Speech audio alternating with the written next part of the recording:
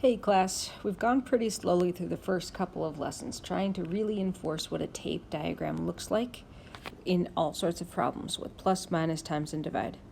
Today, we're going to use tape diagrams to help us write expressions where variables stand for numbers.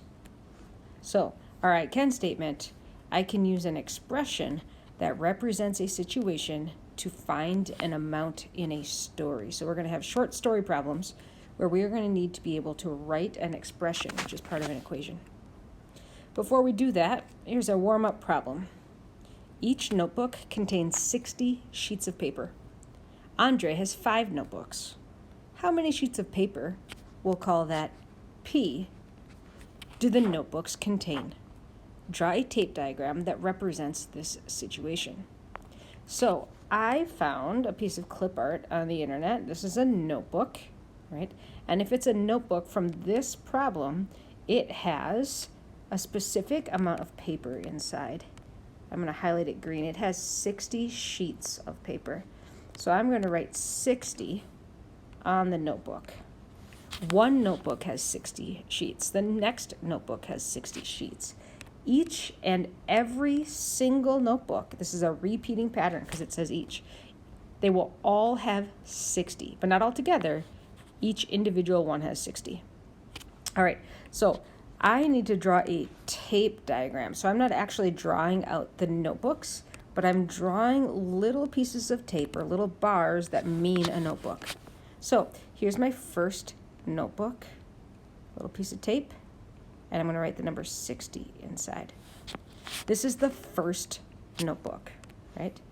I'm going to copy this, and I'm going to paste it and put it right on. Now I have 2 notebooks, the first one here and the second one here. And then I'm going to go back into my story and check how many notebooks Andre has. I'm going to put that in purple. Andre has 5 notebooks, so I need 5 repeats of 60. 3, 4, I think I might just have enough room. Let's see, 5. Yay, just enough. All right. Let's move this. Oh, let's try one more time. I'm going to move this all over just a little bit. Okay. And I'll also color them different colors. There's number 4, there's number 3, and number 5. This is a tape model of this problem. Andre has 5 notebooks. Each one contains 60 sheets of paper. The question in pink says, how many sheets of paper P did the notebooks contain, right?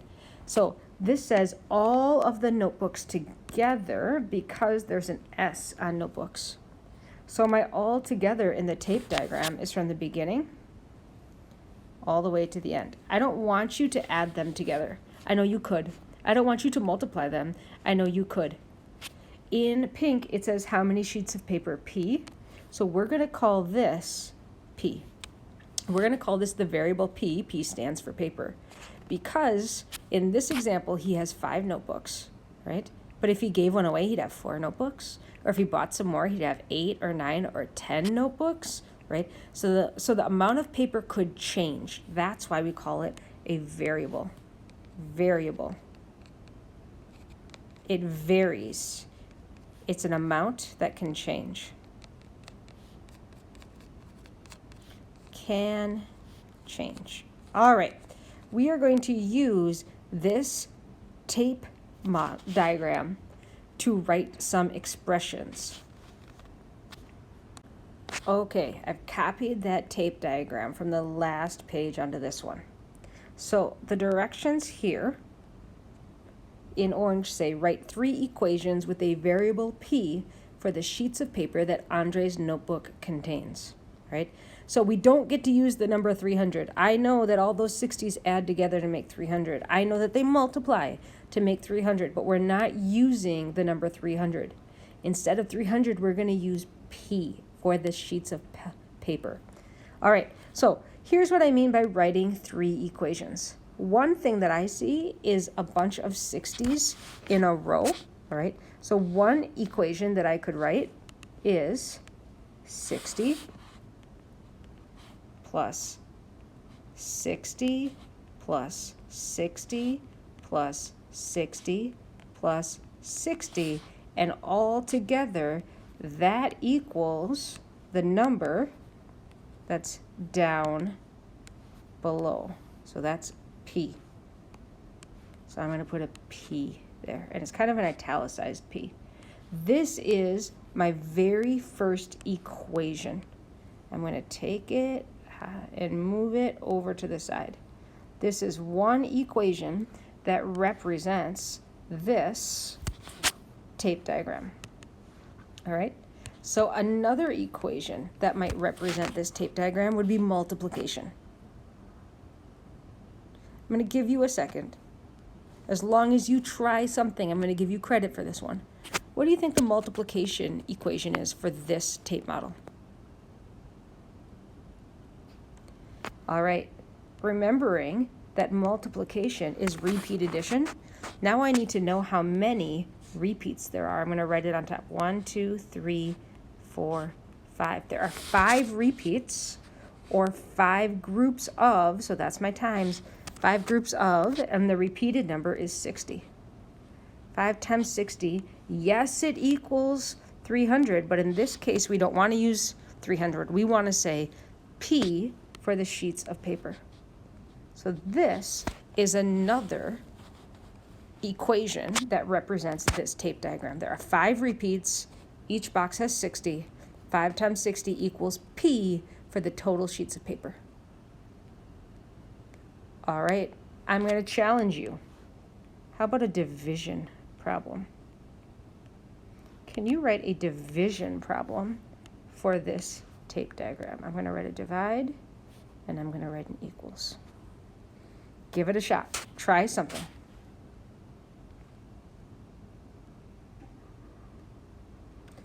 All right.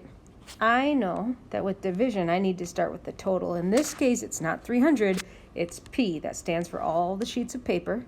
So I'm just going to start with the total, and I'm going to divide by how many equal parts I see. There are 5 parts. Those are notebooks.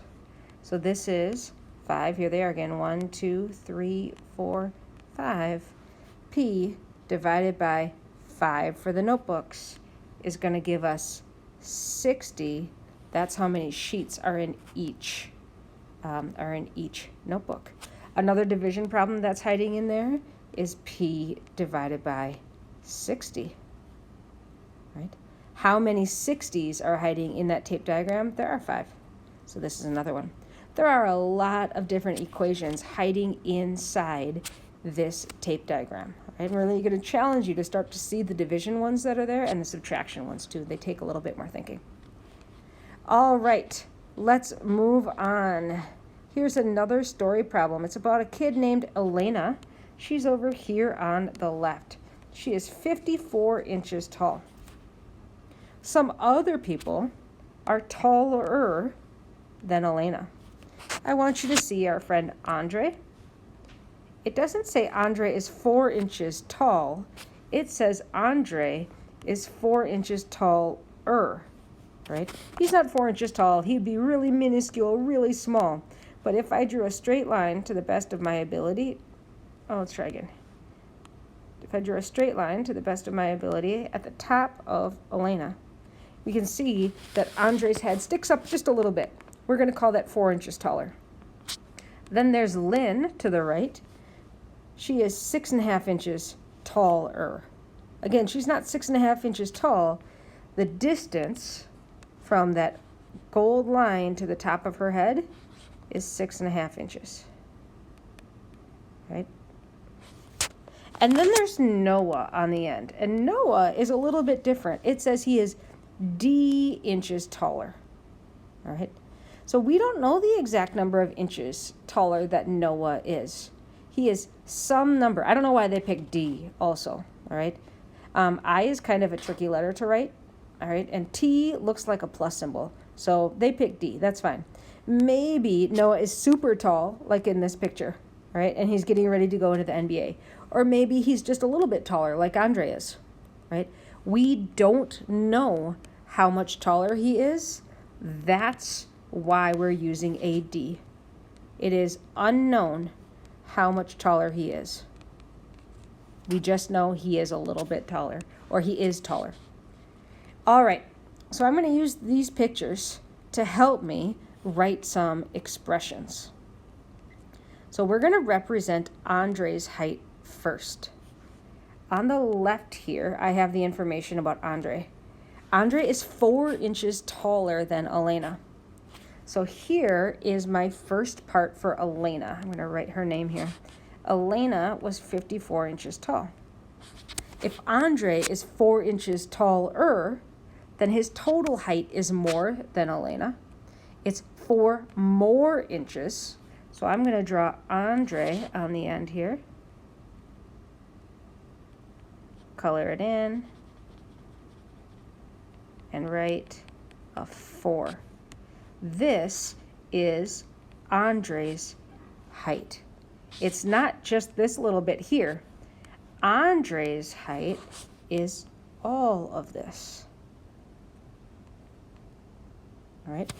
Andre is Elena plus 4. If I was going to write an expression that represents Andre's height, I would start with Elena, 54, and I would add Andre, 4, because he's taller. This is an expression. What makes it an equation is adding the equal sign. And our total is on the bottom. This represents Andre's height. Notice Mrs. Teufel is not writing 58. This is now an equation that represents Andre because the total is A for Andre's height. All right, let's try another one. This one is about Lynn. On the left, there's our reminder that Lynn is 6.5 inches taller than Elena. So this sentence still talks about Elena. So I'm going to start with her height. She's 54 inches. Lynn is taller. That's a plus statement. She has more height than Elena. Lynn has 6.5 more inches. All right, so I'm going to put a plus. I'm going to add on Lynn's height. It's 6.5. It's a little bit more than Andre. This time I'm going to use the highlighter. A little bit easier to see. There we go. So here's Lynn, and Lynn is 6.5 inches more. All right, this is not Lynn's total height. This is the extra height. This is the more, this is the taller.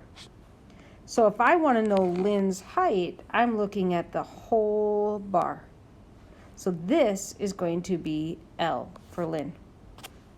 All right.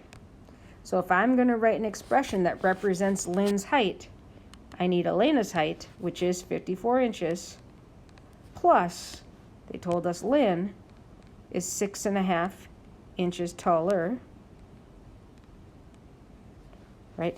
That is my expression. There is no equal sign. When I write the equals, I'm not going to write 60.5, which is what 54 plus 6.5 is. I'm going to write equals L, because this is Lynn's height. All right, one more. This one is about Noah. Noah wasn't 4 inches taller, wasn't 6.5 inches taller. Noah is D inches taller. But because it's taller, we still know that this is a plus statement. He's taller than Elena, so we're going to start with Elena one more time. And if he's D inches taller, here's what I don't know. I don't know if that means the bar is really long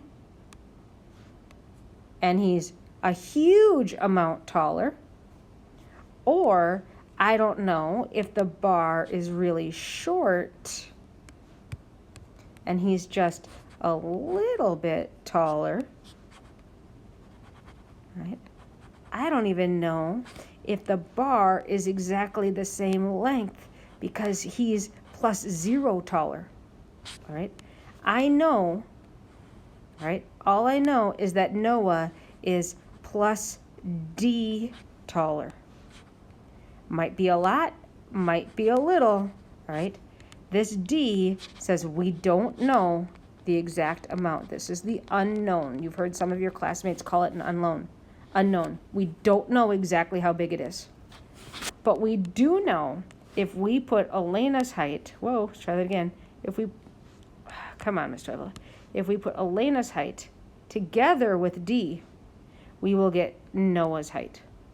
So I want you to see how the expression this time is different.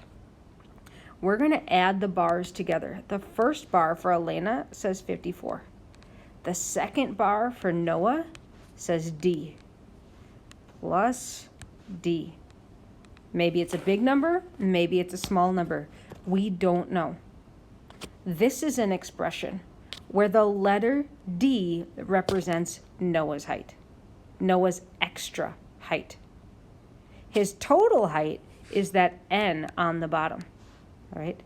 But we're asked to write an expression that will help us find Noah's height. That's 54 plus D. That's the part that's right down here on the bottom. In all three cases, the 54 was the same.